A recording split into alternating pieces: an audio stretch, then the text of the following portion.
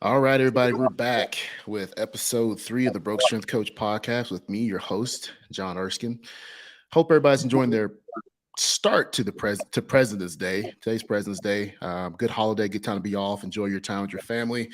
If you can get out and cook, if you're in certain areas like our guest, where it's might a little bit more sunny, it's really windy where I'm at. I just seen my grill about 20 minutes before we got started get blown across the yard. So I would not be I would not be cooking anything. So it's sunny but windy. So yeah, New Mexico life. We started a little early today. Just because our guest has a unique schedule and want to make sure that we were flexible in helping them and them being on the show. So we're starting a little early as always, but it's great because she is definitely worth it. She's awesome. She's a trailblazer, done so much for the field strength conditioning in her role at this point. An amazing woman to sit down and talk to and learn from, as well as a person to watch from a distance and what she's done. So without further ado, I bring to you the Coach Corliss Fingers. Coach, good morning. How are you doing? Good morning. How are you? I'm doing great. Oh, Appreciate you having me. Anytime, Coach. Anytime.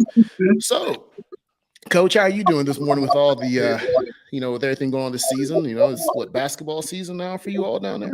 It's everybody's season. We have baseball, softball, both basketballs are still going, track and field, tennis, and golf. Everybody's in season. Oh, wow. Do not miss those days. Yeah. Well, Coach, for our viewers and listeners who may not be that well, to knowing who you are, do you mind just explaining a little bit about your background and where you've been and whatnot? Sure.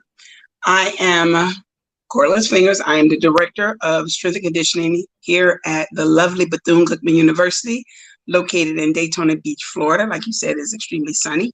I have been here 8 years. I don't know if COVID counts. Like, it kind of screwed me up. I think 8 years, 7, somewhere in there. Prior to here, I was at Southern University. 3 years at Southern. The bulk of my career was at the University of Maryland, where I spent 15 years. So left Maryland, went to good old Louisiana. And my start in the career was at the University of North Carolina in Chapel Hill with Mac Brown when he was there the first time. So all in all, I've been doing this over 28 years. Oh, wow. It'll be 29 in October. So congratulations, Coach. Thanks, I guess. I mean, hey, to be able to still do what I imagine you're so passionate about for so long. Not too many people are still in this game many, many years later. You're right. Well, Coach, with that, let's talk a little bit about your passion. What kind of got you started in the field of strength and conditioning, if you don't mind me asking? I actually, when I graduated, I am a Tar Heel. I went to University of North Carolina. When I graduated, at that time, I went into the corporate fitness world. Like, I've always liked sports. Everybody in my family, all my sisters and brothers, we're competitive. Like, that's what we do. We'll fight you real quick. If it's basketball, football, skiing, it don't matter. We are very competitive. So I've always been exposed to sports. I've always liked sports. And I knew I wanted to do something in the athletic field. At that time, there was no females that I could look up to in the world of strength and conditioning. So I started out personal training at spa health clubs. So I knew there was something more. I just didn't know what it was. But I pretty much made my clients cry. Like, a little too intense. I'm like, there's got to be something more than this. And along comes Jeff Mad Dog Madden. He had heard about my aerobic class. It was like funk aerobics. And he was looking, that was his first spring at Carolina. And he was looking for something to get the lineman feet moving. And so one of the guys had worked over the summer at the health club and was like, you got to check out this class. There's this lady that has this class. If you're not in there an hour before the class starts, you ain't got a seat. Like, she's got a DJ going. It's live. So he came and checked it out, talked to me. He says, this is what I need for our guys. And I was like, not a problem. So he hired me for the off season, 5 weeks to work with the linemen, some of the heavier linebackers, just to kind of lose some weight, move their hips, move their feet, try to work on some rhythm. And once that it was over with, he saw how I handled myself with them. I wasn't easily intimidated. I knew what I was talking about, knew what I was doing. He's like, have you ever thought about being, a strength coach? I was like, yeah, women don't do that. And he was like, actually, I have a position that's available if you would like to, try it out. And the rest is history. Like, he saw something in me early on. And I think being exposed to the athletes early and how I actually I knew some of them because this was about a year and a half after I had graduated. So it wasn't, I wasn't that far removed from it. So that's how I got my foot in the door, was more on the corporate side. And then it just happened to be in the right place at the right time. It's always a blessing, right? Right place at the right time. Yeah. So with that, Coach, because that's, it's a lot different than most people who get started in the field. Most people are like, oh, I like working out, and kind of got started as an intern, where you kind of went that route. So that's always interesting to know. Yeah, you shared that story. I tell people that the career found me. I didn't go looking for. I knew there was something else that I was supposed to be doing.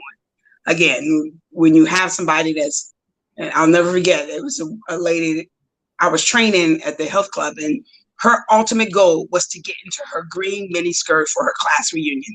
That's all it was matter. That's all she cared about. And she had a green leather mini skirt that she wanted to get in for her class reunion. Class reunion came and went. I never saw again. And I'm like, why? People just train just for that, and that's it.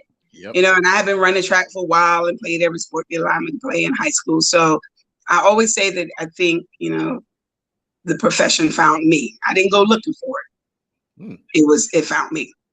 That's awesome. Unique story. I like that. I like that a lot, Coach. That's awesome. And look at you, I'm about to be at 29 years in the field. Yeah. Gosh. Yep. Still doing it. Still learning, still growing, still finding something different and new, exciting about it. So awesome. You did track too. What'd you do with track? Let me see. Let me take a guess. 100, 200 meter. Exactly.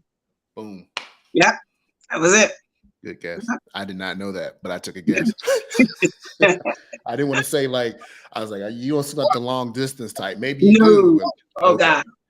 No. It makes me nauseous thinking about it. So, Coach, so again, wow, 29 years in the field. As a female strength coach, can you just kind of go in a little bit more deeper in depth and discuss what was that like being, because you stated earlier there wasn't a lot of females in the field and not a lot that looked like you at the time as well, I imagine.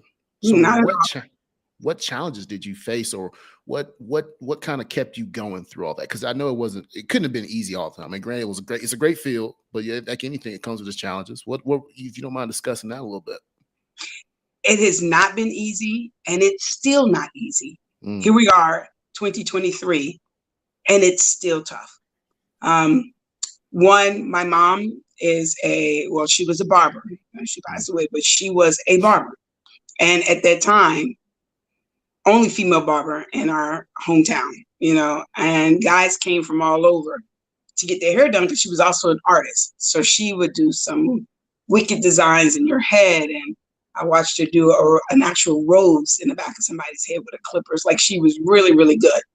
So watching her, a female in a non-traditional profession, sort of kind of helped me as far as thinking I could do anything I want to do and be anybody I want to be. So having that family support has been helpful. And then later on in life, I've been married 17 years. My husband is my number one cheerleader. Having him push me, motivate me, encourage me, dry my tears, fight my battles, if I need a bodyguard, he right there. So I think the support has been helpful. But when I tell you every stereotype that you could possibly think of, I've had everything. I let your imagination run, and it's been said about me or to me or at me, or loved ones. It's because I look the way I do, I must not know anything about football. And I think that's the hardest part. I think even now with my name being out there, Gatorade did what, top 9 for Title IX, and I was honored to be one of them. So articles, podcasts, vodcasts, my name is out there. Been doing it 20 some years. And I still have doubters just because I didn't play football. And as recently as 2 weeks ago, I have to be educated. So I can't just say, oh, this is what I did when I played ball, because my number one sport for the past 17 years has been football. So when I walk into a room or I'm meeting recruits, and you say, this is our director of strength conditioning, for what sport? You say football, you automatically get the looks, turned up cheek, head drop, the body language has changed. And so now I have to prove that I know what I'm doing, or, that you should trust me. So that's exhausting. And it's been exhausting. But that's a luxury that a lot of you guys don't realize that you have. Anybody will walk into a room and see you, and I don't care what it is, crazy you say. We're going to stand on the top of this building, and we're going to jump down, and we're going to push the truck 50 yards. You'll probably get, okay, coach, how many reps? I say we're going to do 5 sets of power clean. We're going to do triples. We're going to start off with a lot weight. Why? Well, who else doing it? Or, why? Like, where'd you get this from? Who approved your workout? Like, those are the things I've had to endure. But I do because I know I'm good. Can't nobody tell me I'm not. If you listen to me and you apply yourself, you will get better. I know one of the biggest quotes I've had is Torrey Smith, who played in the league for years, Super Bowl champion. I think he finished his career at North Carolina, the Panthers. He once said, I was the best coach he had in his entire career. His entire career, high school, college, and the NFL. Because he said, one, I provided that tough love, but I know what I'm doing. And I'm going to push you to be great. That's the one thing about it. I think being a mom, being a woman, we have that intuition. We have that sixth sense. I know when to take you to the edge, and I know when to pull back and give you a hug, and be like, okay, let's table it for today. Like, no, I got some more in me. No, you're not impressing me. Let's dial it back. Being a female has helped that part of my career. Like, I think I've been successful because I am a female, but it has not been easy by any means. It has not been easy, not only being a female, but being a Black female on top of that. Because some of the critics that I have, or some of the people that have given me the hardest times, are my own people, because they just not really understanding what it is that I could bring. Again, I didn't play in the NFL, so how is my son going to get better listening to you, working with you? So it's had more, I would say, the plus, the amazing part of the career outweigh the bad parts, where you may have, where you have one coach ask a former player who left. I left one school to come to another school, and I left during this one player's junior year. So after his senior year, he came to train with me to get ready for the combine. The combine, not pro day, but to get ready. He chose to train with me to get ready for the combine. Speaks volumes. And a coach actually said, what are you doing here? Because they knew his name, big name. It's like, oh, I'm here training with coach, getting ready. Looked at him, looked at me, and said, what is she giving you for you to come here and train with her? That's the type of things that I had to endure. But at the same time, on the flip end of that, when I had a father going through with his son on a recruiting visit, and, I'm in the locker room pregame doing my thing, and he asked the head coach at that time, so what type of place is this? Y'all let females in the locker room? And that head coach is like looking around. He said, we got no females in here. And I'm like, coach, he's talking about me.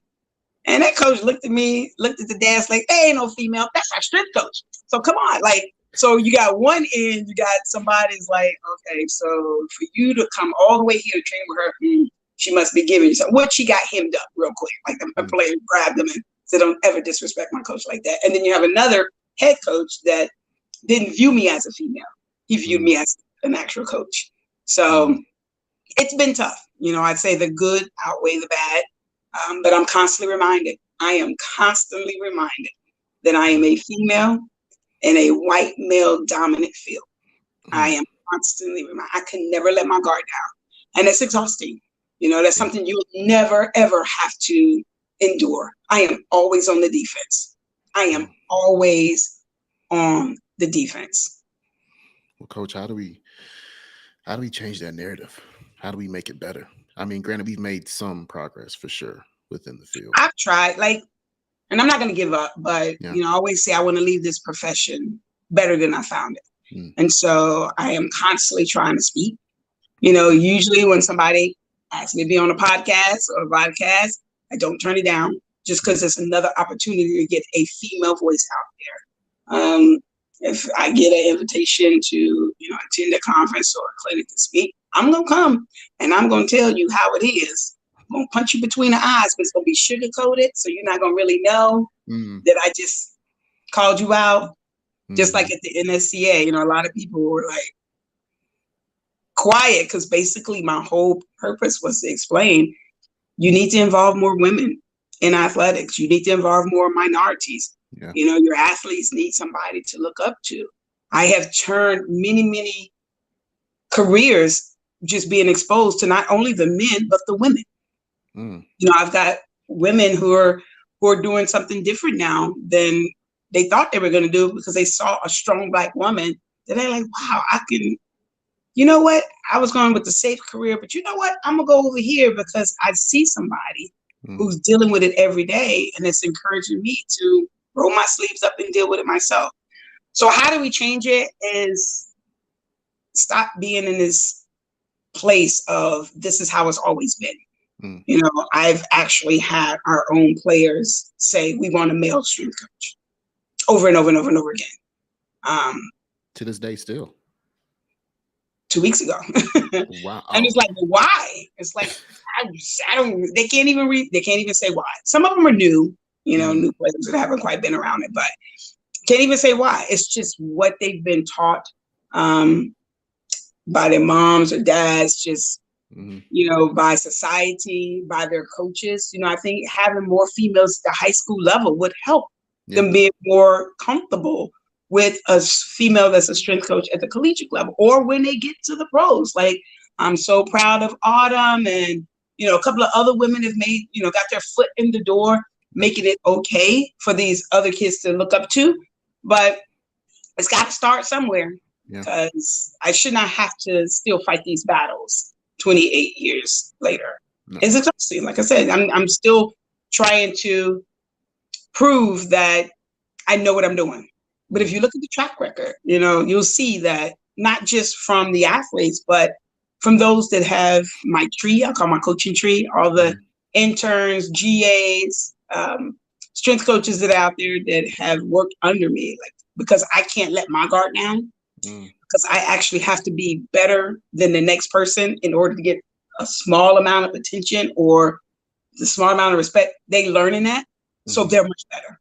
You know, the interns, GAs, and assistants that I got out there in the world, they're pretty hardcore because they have no choice but to be, because they learned under me. Like they watched how I grind and they appreciate a little bit more. I have a health and exercise science student now doing this internship, and I am making sure I prepare him for when he graduates and he gets that job. If he does end up working for a female, he's going to know how to treat her, respect her, listen to her, and actually learn from her. If he ends up working with a male, but yet still there's a female on staff, he's going to learn to appreciate her, to learn with her, to grow with her, and then to make sure the rest of his coworkers are respecting her and treating her. And, you know, so I'm trying my best to turn this thing around, but I need help. It needs to start at a younger age. It needs to start at the high school level. It needs to be okay to have females. Like I go someplace and somebody asks me what you do, and I say I'm the strength and conditioning, coach, or I'm the director at Bethune-Cookman for what sports? And I say football, and they'll say, oh, they got a women's team? Somebody please tell me where there is a collegiate all-female football team. I'm waiting. I am still waiting. That is a great university. I am still waiting. I get that all the time. Women's football. A collegiate all-women's football team. Well, Coach, I'm gonna go ahead. I always give you, but I'm give you your flowers now. Thank you for being the individual, the coach you are, the person you are, the trailblazer that you are. Because I'm right, wouldn't be here if it wasn't people such as yourself, Coach Madden. Making a way for young Black coaches like myself to even be here as well, because it doesn't go unnoticed. And I see you. I get excited when I first met you. I was at Southern, and I heard about just Coach Fingers. I'm like, that name sounds familiar. I've heard that name, and so I do my digging, my due diligence. Reach out to coaches I know. Oh yeah, man, she's down at Bethune. I'm like, oh, and I looked them. Oh, her. So when I saw you at the conference, I ran to you. I said, it was so nice to meet you. I've heard so much about you. And then just being around your presence, right? And you do bring a sense of a huge sense of respect, not because you're not so much I demanded, yes, but at the same time, it's respect because you can see the passion and what you bring to the field. And I'm forever grateful for that. So again, thank you for what you've done. And I'm just happy you're on the show, because I was nervous. I'm like, I wonder if she'll do this show. I know she's busy. Because I want more, I don't know. I see my son, and even before, we got pregnant and had him, there's something different. I saw myself as an auntie, cousin, that I was once described by a coworker as that sister that get on your nerves. You love her, but she get on your nerves because she be telling you stuff you don't really want to hear, but it's true. That's how we is. She like family. Well, I'm like that with my athletes as well. And even as I'm older now, anytime they say mama fingers, I know they need something. It's if I hear Coach Fingers, it's a strength and conditioning question. If I hear Mama Fingers, they done lost a button. They need a Band-Aid. They need a snack. They need to talk about their boo. They mad at somebody. I bring something different as a female to this profession. But now as I'm older, I think of my son and how I would want somebody to treat him, because he's going to be a phenomenal athlete. Whatever it is he decide to focus on and wherever school we decide to go, he's going to be great. And I want that strength coach to pour into him like I've poured into somebody else's son. So now in my career, it's more, and I think you need more females to help out with that. It's more of a different type of love. I want you to be great, but 99.97 of them are not going to play professional. So I want them to be better fathers, better brothers, better sons, better entrepreneurs, better, employees, better employers. So a lot of the things that we learn in the weight room can apply to, real life. And once they graduate, being on time, being self-motivated, fighting through adversity, digging deep, PR in each day, something like that. So I'm going to continue to talk. I'm going to continue to do these interviews because I want to continue to reach more people. How many touches am I allowed? Because now I've touched you in a way. So now you go touch somebody else. Yep. So I got 3 or 4 people on staff, and they're touching others, and then they're touching others, and so on. Something I bought with me here is a PR bell. So I have a bell in the weight room, and on the outside of it, I had engraved, it's a PR. That's it. And I've made sure our athletes know it's just not about strength and conditioning. We're not going to ring that bell only on max day. If you do something great, I don't care what it is. You come in this weight room and you ring that bell, because it's like the head coach's office is directly upstairs. And the athletic training room is right next door. You hear that people come running. And they're like, who rang the bell? What you do? Tell me what you did. So right now, our track and field team is amazing in the weight room. There was once a time They didn't like it. And I know I ran track at the collegiate level. I understand it's something different about lifting weights and on your legs, and you're just kind of like scared and you don't want to do too much because you got a meet coming up. It has taken some years, but now we've reformulated their minds to embrace the weight room a little bit more. Every Monday morning, they come in that room early. You know, they on time, but they're early, and they can't wait to ring the bell just to tell me. Now, it may not have been a medal winning performance. It may not have been, you know, top 5, but if it was a PR, ring that bell with some pride. Tell us what you did, and then let's go grind and get ready for the next meet. Something that small as that's just me thinking like a woman. That's just me thinking like nurturing, you know, poured into you something that's different, you know, because everybody's not going to be weight room superstars. Everybody's not going to be superstars in their sport. Yep. But today you can be a superstar. Just let's figure out how you're going to be, you know, great. That's something I brought with me. Just that sense of detail, small things. We celebrate the small, something small. I brought that with me. So I think my touches are touching more than you realize. And I don't mind. I mean, that's that female touch. That's that, yes, I'm a female director of strength and conditioning, but stop looking at it as, well, you didn't play in NFL or you didn't, you know, play in the MLB or whatever. Look at it a different way. What you going to learn from working around me? What you going to take away from this? So. I love it. I love it, Coach. Well, you spoke a little bit earlier on, I think it was one of your student interns. And at the NSCA conference this past year, it was in New Orleans, and as well as I think a year prior, within that same year, you did the Power Conference in Austin. Where, you and your husband talked about a little bit about developing culture and developing a culture within the weight room and with your staff. Would you mind kind of just speaking to that a little bit for our viewers and listeners? Sure. It's kind of on the same line of that female, you know, aspect to it. I want them to feel like they're family. Darius is one of our interns now.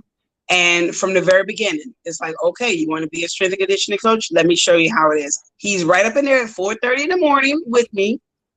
you better be up. Let's go. Move around.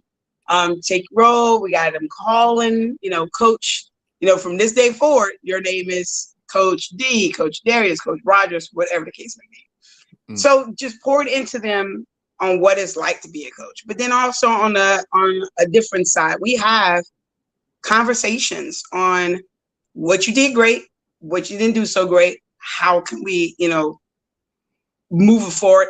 And I've actually had to talk to him about his bias, unconscious bias. And again, how we can change the culture. He has to do his little write-up.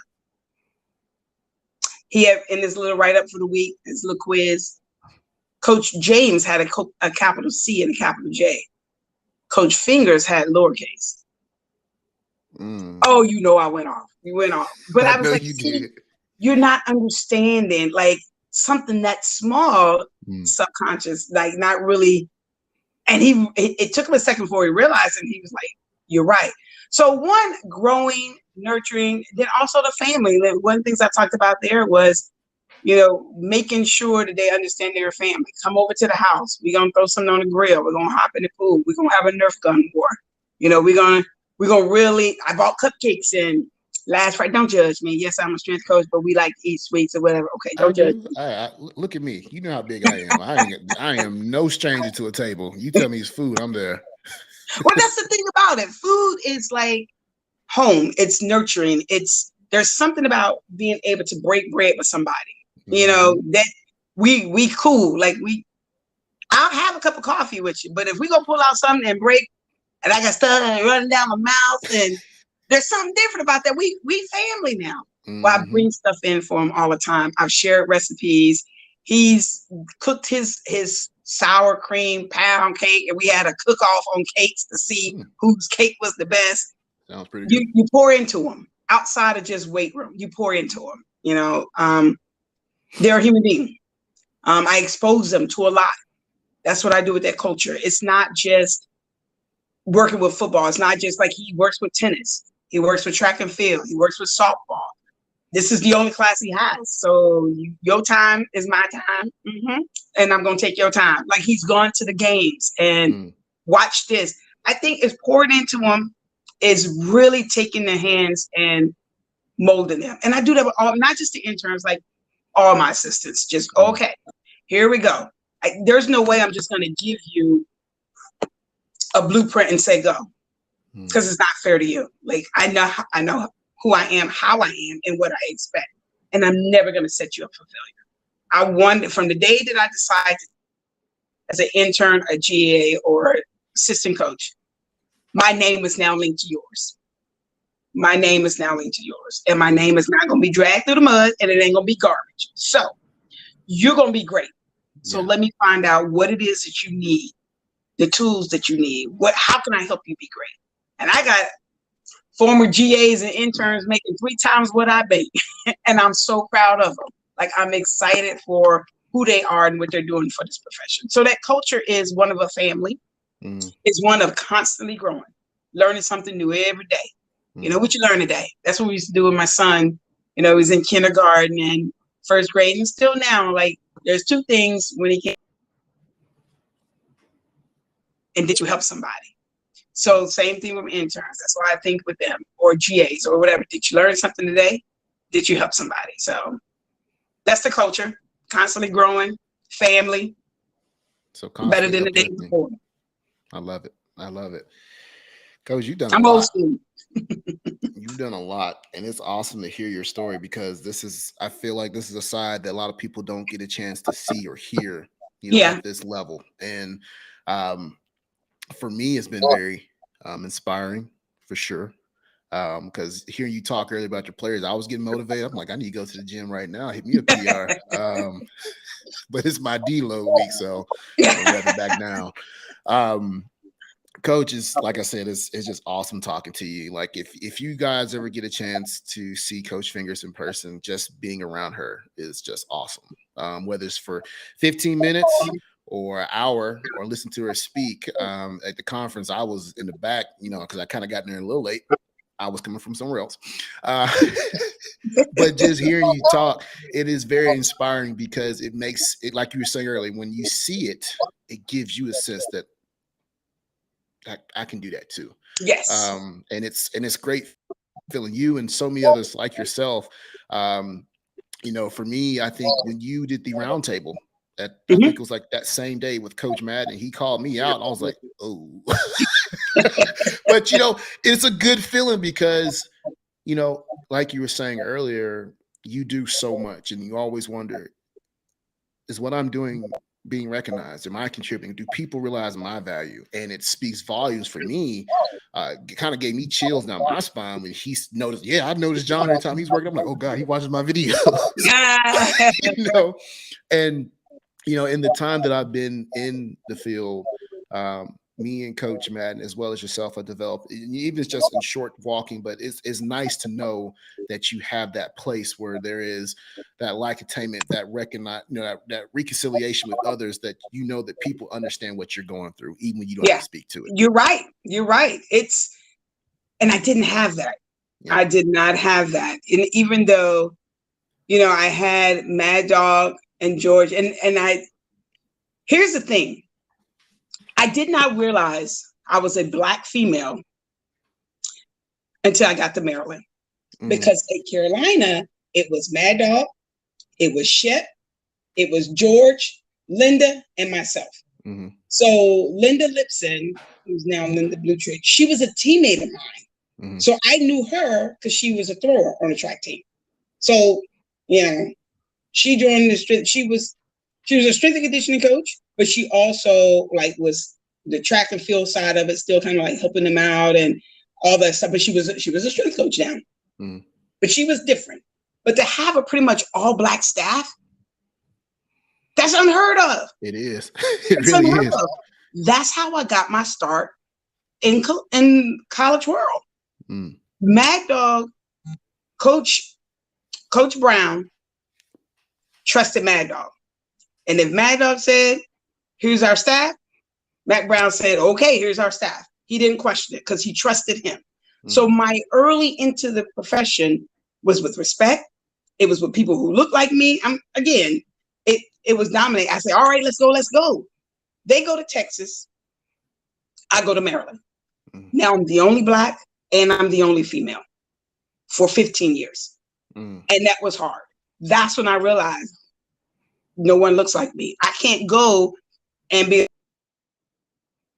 things last night.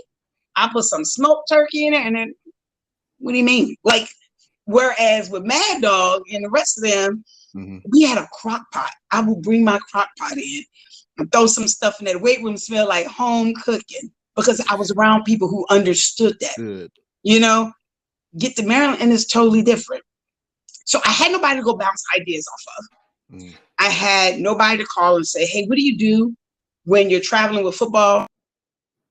It's at the end of a game in Florida where the temperature was 98 and you're about to get on this plane ride and you got, you need to shower. We're like, what did you do? Like, I had nobody to bounce this off of. I didn't scenarios where you had a new coach to come in and the first thing that coach says is, where's my strength coach? And my director's like, oh, here she is. She's going to be working your team. And right off the bat, that person says, no, don't know nothing about me. They just look at me and say, no, I don't want that. You ain't got nobody else.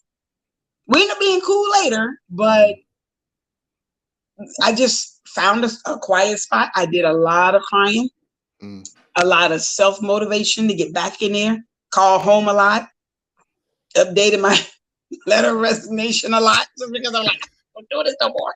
But I hung in there.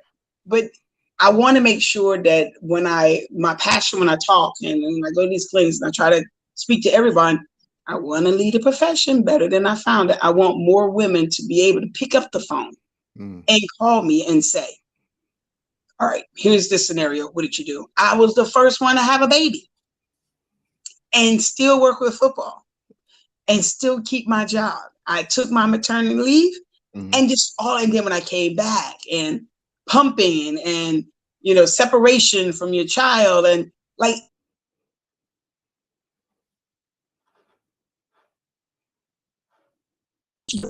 okay, here's what you did. And I'm still dealing with that. We coaches that are like, okay, I'm 6 months pregnant or I'm about to go on maternity leave. Like, I'm nervous. Like, how do I, when I get back and see, all I can do is tell you how I did it. There was no one to tell me how to do it. So that's one reason why I'm constantly trying to give back because I know what I would have wanted, what would have helped me be a better strength coach. And I'm trying to be that for someone else. Awesome. Whew. Tough cookie right there. It is. You have no idea. Well, Coach, we're getting closer towards rolling up the show. We're almost about 40 minutes. You try to say between 45 to an hour. Because I know we could talk forever because we got some really good stuff that we're putting out there for sure. What would you just, if you would like to speak to, what else would you give to our listeners, especially to our female listeners? I'm currently working on getting more females on the show, and I have a good lineup of them. That was my biggest thing last year. I'm like, I start off good, but I really want to get more diverse in who I'm bringing on the show. And I'm like, Coach Fingers, I gotta have her on the show. I said, and that's why I talked to you about. Please come on the show. But what would you give to our audience, and specifically in regards to who are dealing with probably feeling that same way? Because like you said, there's not a lot of Black female for that. And even to that sense, you can even say in tactical, there's not a lot of females over here at all. And I, being a minority on this side of the house, is a lot different. For sure. But I can imagine. What else could you, because you're putting out there, what else could you give us to kind of help us to continue to push? Just listen to your story, because I understand you hit the nail on the head when you said that you kept updating your resignation letter, and I was like, so many times I was just like, you know what, I don't want to, but I stayed, and I'm thankful. I think for me, my biggest inspiration was a dude I went to elementary school classmate wrote me on Facebook one day. Okay. and was just like, "Hey man, I want to let you know you really do inspire me." And Awesome. I was like whoa, because I was at a point where I was just like, I don't even care to do this anymore. Yeah, yeah, And yeah, yeah, that hurt. I almost let yeah, talk myself out of something that I really want to do. yeah. You know, I get so that.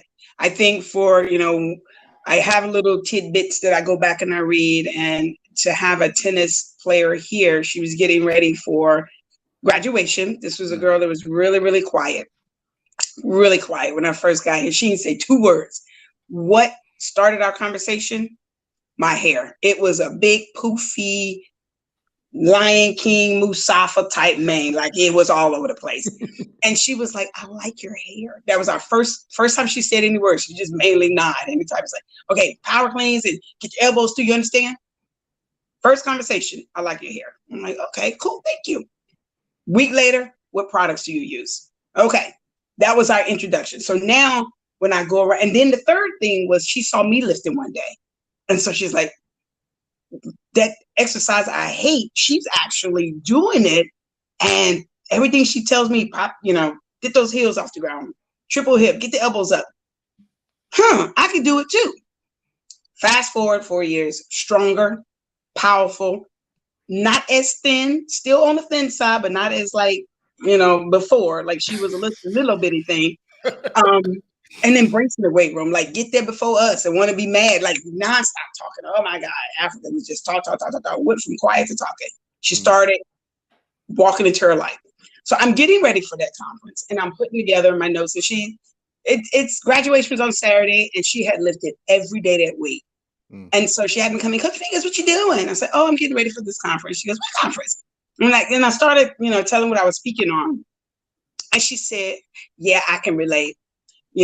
Seeing you made me." I was like, "Wait, what?" And she said, "Seeing me in a authoritarian figure in position made her realize she did not have, she could be herself unapologetically." And I was like, every time I say it, I get goosebumps. mm, Basically, she can be who she wants to be, who she is. She stopped frying her hair. She stopped, she embraced everything about her as a Black woman because she saw me doing it and in a position where others are listening to me. They have to listen to me. They ain't got no choice but to listen to me. That let me know the power that I have. So that let me know that there are others are watching, and stop updating the resignation letter. Like there's others that get it. Like they need you. So I have those moments. Those people that, little notes here and there that remind you that you are doing some good work. As far as the female, they cannot be pigeonholed. They cannot be pigeonholed. If you're somewhere and all you are working with are women's sports, you need to figure out a way to work with more male sports. So mm, if you're at this university and they've given you gymnastics and women's basketball and softball, and that is it, but you need exposure to these male sports. If you plan on doing something, they need to see you. Then volunteer. Just say, "Hey, Coach Jay, can I come watch you train baseball? I just want to, watch you train." Sit in the back of the room. You got your notes. You're writing down. At the end, you ask them, "Hey, so can you tell me why you superset it? So and so and so and so. All right, I saw mm, you had a group over here in the corner. What were they? Okay, this one over here is your goofy group. How in the world you keep it like you engage. mm, You come back every day. You come back every day. Then all of a sudden it's like, hey, do me a favor. Can you get that group over there? Or can you, help this? That's how I started. mm, I pretty much worked with 20, I think 23, 24 out of the 27 sports in America. That's quite a few. mm, I've had exposure to all of them. Some of them I was the direct strength and conditioning coach with them. Others, if I had some free time, let me go over here and see how men's lacrosse is treated. And I'll never forget the day that I just happened to be around. That strength coach was like, "Hey, do me a favor. Can you spot him real quick?" "Sure." "Okay, can you? All right, I'm gonna give you this group. Can you work with?" So now I got some.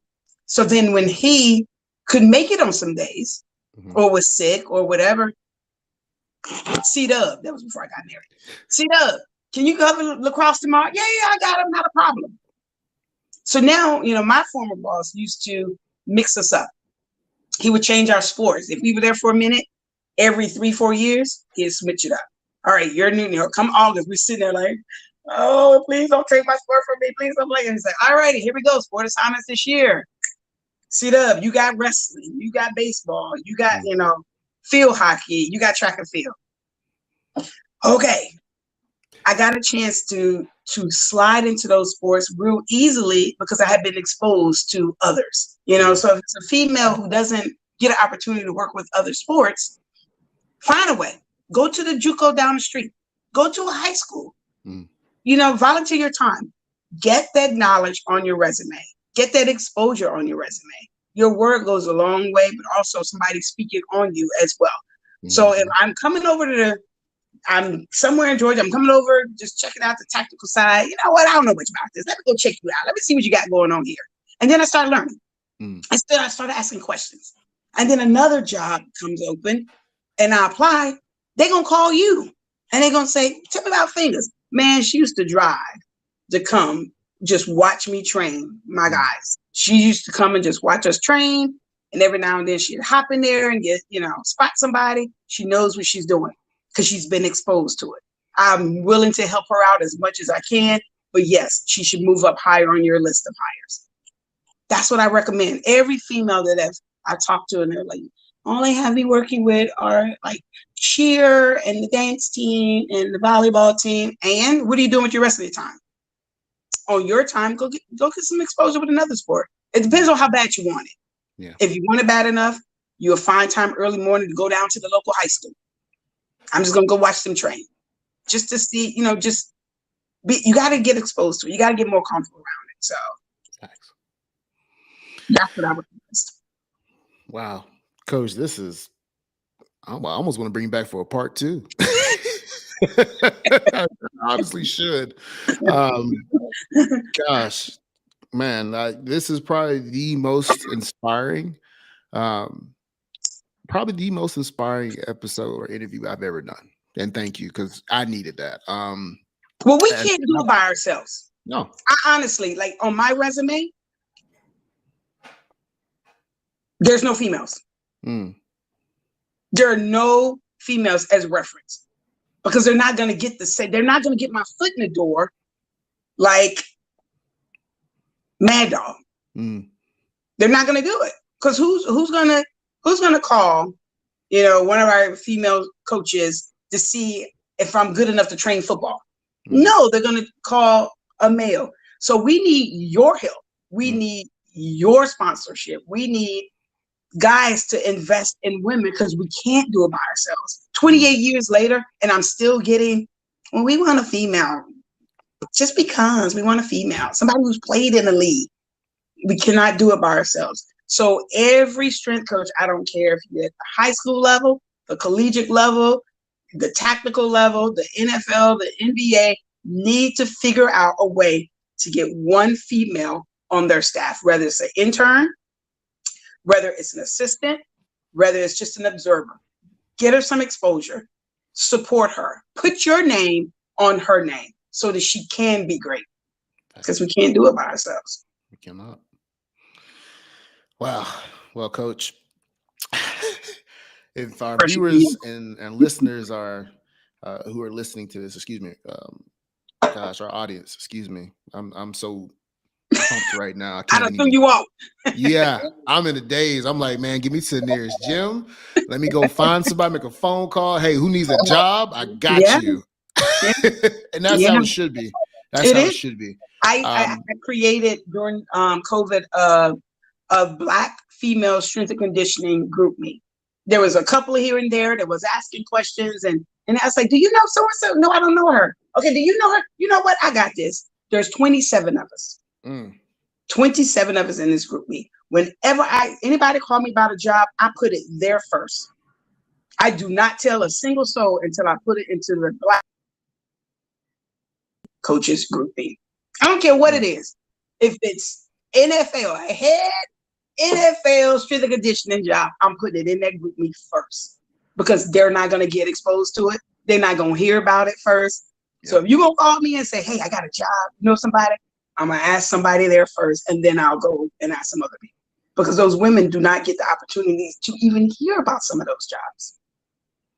Yeah, I definitely I can understand. I've heard that, and I definitely see where you're coming from with that for sure. And 27. I agree. And all of our male listeners, again, I'm taking the pledge. I hope you guys are too, to really help out our female coaches in the field, because they need Yeah. it too. And I was really excited to see Autumn, Mm-hmm. with the Super Bowl and everything with the Eagles. Mm-hmm. When I was like, that's great, that's awesome, because you know, knowing that she's been in different, locations of the university and stuff, and then boom, out of nowhere, I was like, oh snap, you know, Yeah. Yeah. that's a win. That's a Yeah. win for all of us, and Yeah. that's huge, and we need more of that. So, and that's a Absolutely. testament to what you've done to in the field too. Because I Because remember when she was a young one, she come running to me. It was the last time the CSCCA was held in Florida. So that was a while back. And yeah, she went running, and I didn't know. I'm like, what is going on? I'm being attacked. She goes, oh my God, Coach Fingers.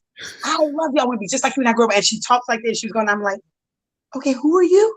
And she said, my name is Autumn. I'm like, and I'm going to do it. And sure to her word, she called me up. We stayed in contact.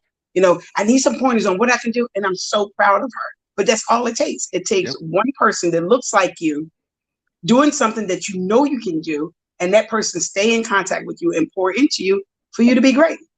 that's And the all it doors are takes. just, the best is yet to come for her.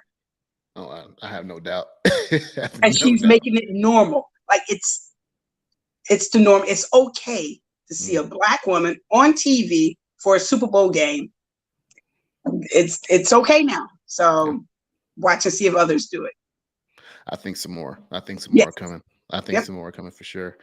Because it is inspiring, It is. and like I said, you've played a significant role and impacted my life and what I've done to this point. Because there was at one point, and speaking from my own personal experience, that people were telling me like, "Oh man, you should speak," Mm-hmm. um, or doing this podcast. I was hesitant until my frat brother started his, and then it took Corey Hammond, who was on my first episode, telling me, "You need to do it. You need to do it. Yeah. You need to do Yeah. it." Yeah. And so having that support in your corner and seeing others who look like you, Yeah. who are doing it, can it does motivate you to say, I It can do does. it too. Just find Mm-hmm. a way. And like you were saying, Mm-hmm. right? Don't just settle. Even with this podcast, I'm using as a platform, but still, I'm like, I can still be better. I can still do a lot more. And Mm-hmm. but the more I do it, the better I'm going to get at it. The Jonathan Erskine now at the year 2023 or 2022 is not the same that you can see in 2025. Exactly. Good. So, well, Coach, for everyone who's listening and viewing today, what is a good way of them to get in contact you? Is like an email, social Yeah. media? It's I think on Twitter, which I don't use this much, but Coach, it's Corliss Fingers, just my name. Mm, But email fingers c so fingers c at cookman.edu. That's one thing I take pride in. I do return. I return emails. I thank take you. opportunity to return emails because I know that goes on. And I've had people apply and I'll say, hey, I don't have a position open right now, but thank you for your interest. I will hold on to your resume. And if you don't mind, if a friend happens to contact me, can I pass it along? Like, I will return. And if you ask me a bunch of questions, I ain't got time to type, I'll just call you. I will. If you attach your number to it, I'll call you. I'm the same way. People will I got send you time to text do it. messages. I'm like, I'm not just call me at this point. No. I had a guy send me like I'm interested in the strength conditioning field. I'm in my senior year, my these classes. Can you answer these few questions? It was like a dissertation. It was like 15 questions. I'm like, I responded, sir, what is your telephone number? I don't have time to write no dissertation for you. I answer you. My current assistant, James Whitener, when he was in grad school, he was trying to figure out what it is he wanted to do. He had just graduated Mm, and didn't know what to do with this shiny degree and this whole career. He had sent out, I think he said like 100 emails. Like he had sent out so many emails. And it was the same thing. He happened to send me one. Like, here's what I've been doing. This is what I want to do. Can you give me some advice? mm. I called him.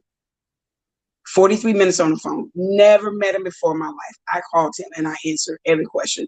To this day, the way he tells the story always give me goosebumps. He said, nobody even bothered to pick up the phone to call him and give him advice. Very few of them even returned his email.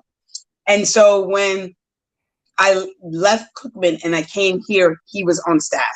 And I didn't realize it later, because again, I'd never met him. I didn't realize it until we had been working together for I don't know how many months, when he was like, I can't, God is amazing. Here it is, come full circle. You done told me what I should do with my career. I followed that, and now I work for you. I'm like, huh? What you talking about? And when he explained, he said, you may not remember, but several years ago, you called me, and I pulled over on the side of the road, and you proceeded to give me advice for 43 minutes. I'm like, 43. He knew it all the way down to 43 minutes. 43 minutes. You gave me advice and helped me and what my next move should be. And I'm just so excited. So every time now, like I have so many head jobs and big jobs that come along, I tell them, I say, all right, Coach James, they looking for a director at so-and-so, and the salary, he goes, you ain't going, I ain't going. I'm trying to get, he goes, that's get impact somebody right else there. to do it. He said, I'm not like, and again, I'm still pouring into him. Like he's getting every year getting better and better and better. Like you gonna make an amazing director.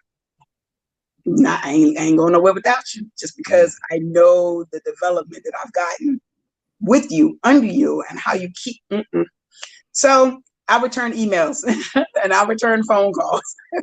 Moral of the story, sure, fingers see at cookman.edu. But if it's a bunch of questions, just leave your number because I'm gonna call you. There it is. I love it, Coach. I love it so much. Well, guys, thank you so much for listening and viewing in on our live stream today. Hope you guys really enjoyed it. I know I thoroughly enjoyed it. I enjoyed it a lot. And again, I'm gonna say it. Thank you so much. You're welcome. Coach Fingers. You are awesome. Until next time, guys, one love, peace.